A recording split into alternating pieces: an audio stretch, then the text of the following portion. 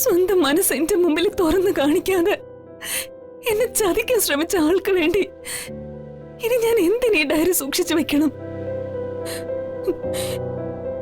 ഈ ഡയറി ഇനി ആരും കാണരുത്.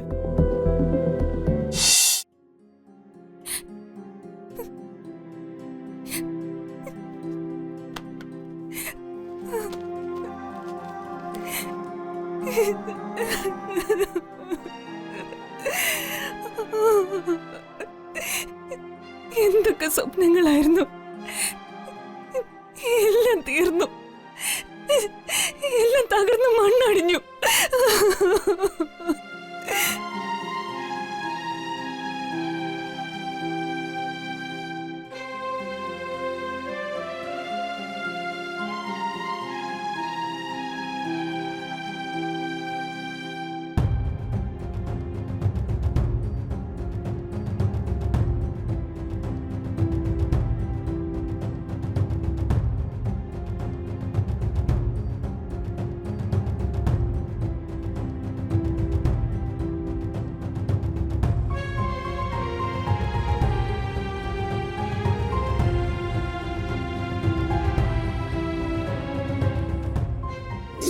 ഈ വീട്ടിലെ അടുക്കളക്കാരി ജൂലിയറ്റ് ഇപ്പോഴേ യഥാർത്ഥ മണവാട്ടിയുടെ കാൽപാദങ്ങൾ തുടച്ച് ചെരുപ്പിട്ട് കൊടുത്തോണ്ടിരിക്കുകയായിരിക്കും. ഇപ്പോ ചെരുപ്പിട്ട് കഴിഞ്ഞിട്ടുണ്ടായിരിക്കും.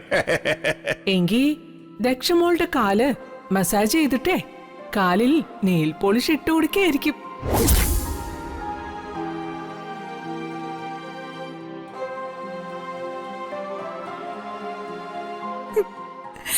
ഈ ഡയറി ഞാൻ എഴുതിയത് എന്റെ മനസ്സ് വായിച്ചറിയേണ്ട ഒരാള് അറിയാൻ വേണ്ടിയാ. പക്ഷെ സ്വന്തം മനസ്സ് എന്റെ മുമ്പിൽ തുറന്നു കാണിക്കാതെ എന്നെ ചതിക്കാൻ ശ്രമിച്ച ആൾക്ക് വേണ്ടി ഇനി ഞാൻ എന്തിനീ ഡയറി സൂക്ഷിച്ചു വെക്കണം? ഈ ഡയറി ഇനി ആരും കാണരുത്. ഇനി മഹിസാറുമായി ഞാൻ ഒരു ബന്ധവും വയ്ക്കാൻ പാടില്ല. മഹിസാറ് ഇനി എന്റെ മുതലാളി മാത്രോ?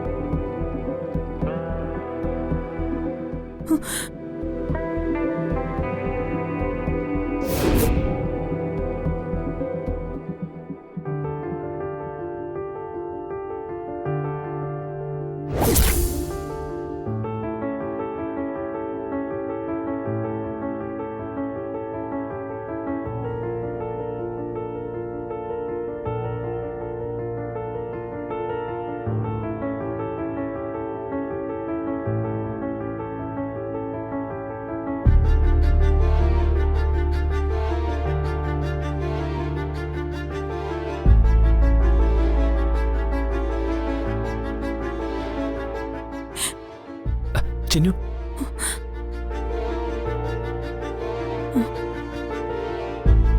എന്താ സാറേ, വഴിതെറ്റി വന്നതാണോ? ഇയാളെന്നോ മഹിസാറെന്നോ അല്ലെങ്കിൽ മാഷെന്നൊക്കെ ആയിരുന്നു ഇതിനു മുമ്പ് എന്നെ വിളിച്ചിരുന്നത്. അതെല്ലാം കഴിഞ്ഞ കഥയല്ലേ സാറേ, വേറൊരു കെട്ടുകഥ. അധികാരവും പണവും ഉള്ളവര് പാവങ്ങളെ പറ്റിക്കാൻ വേണ്ടി മെനഞ്ഞെടുത്ത് തരം താഴ്ന്നൊരു കഥ. ആ കപടനാടകത്തിന്റെ തിരശ്ശീല വീണ് കഴിഞ്ഞില്ലേ? ഇപ്പൊ നിൽക്കുന്നത് യാഥാർത്ഥ്യത്തിന്റെ ലോകത്താ.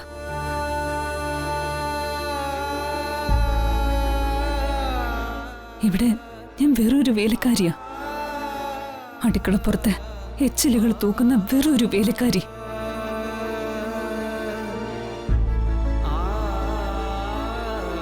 പക്ഷേ ആ പഴയ കഥയിലെ നായകൻ ഇപ്പോഴും രാജാവായി തന്നെ തുടരുന്നു.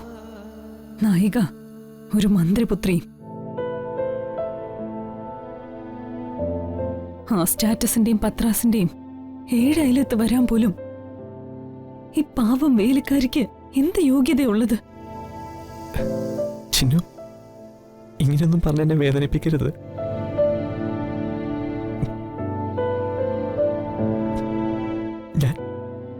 ഞാൻ നിന്നെ സ്നേഹിച്ചത് ആത്മാർത്ഥമായിട്ടാ.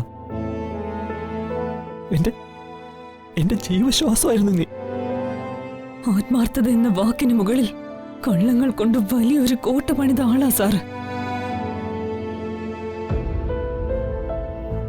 ആത്മാർത്ഥമായി സ്നേഹിക്കുന്നവരുടെ ഇടയിൽ കള്ളങ്ങൾക്ക് എന്ത് സ്ഥാനമുള്ളത്? ഉള്ളു തുറന്ന് സംസാരിക്കുകയും പരസ്പരം സത്യങ്ങൾ പറയുന്നതുമാ യഥാർത്ഥ സ്നേഹം.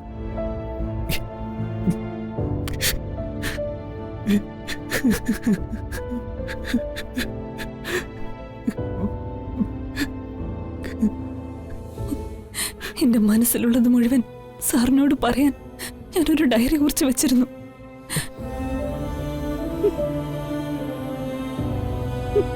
പക്ഷെ എഴുതി തീർന്നപ്പോഴും ഞാൻ തിരിച്ചറിഞ്ഞത് സാർ എന്നും എന്റെ മുതലാളിയും ഞാൻ സാറിന്റെ വീട്ടിലെ വേറെ ഒരു തൊഴിലാളിയും മാത്രമാണെന്ന്.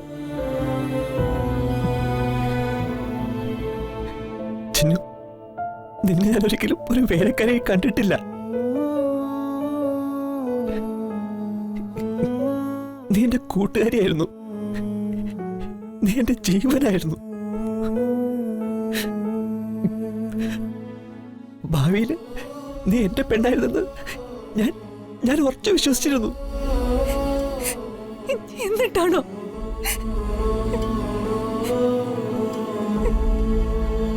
അതൊരു ഗതികേടായിരുന്നു ചിന്നു.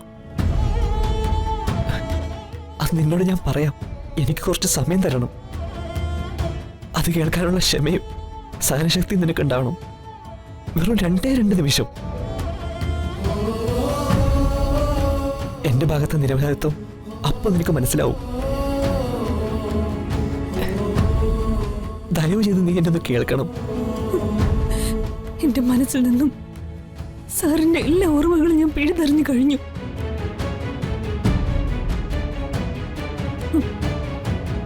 നമുക്ക് അർഹതയില്ലാത്ത കാര്യങ്ങളിൽ നമ്മൾ ഒരിക്കലും മോഹങ്ങൾ വെച്ച് പുലർത്താൻ പാടില്ല സർ. നമ്മൾ ആരാണെന്നും നമ്മുടെ മൂല്യം എന്താണെന്നും നമ്മൾ എപ്പോഴും സ്വയം ഓർമ്മിക്കണം.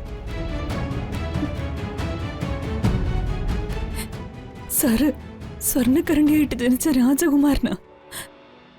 ഞാനോ പ്ലാവിലെ കൊമ്പിളില് വെറും ഒരു നേരം മാത്രം പഴങ്കഞ്ഞി കുടിച്ച് വിഷപ്പടക്കിയവള്. സ്വർണവും മണ്ണും തമ്മില് എങ്ങനെ ചേരും സാർ?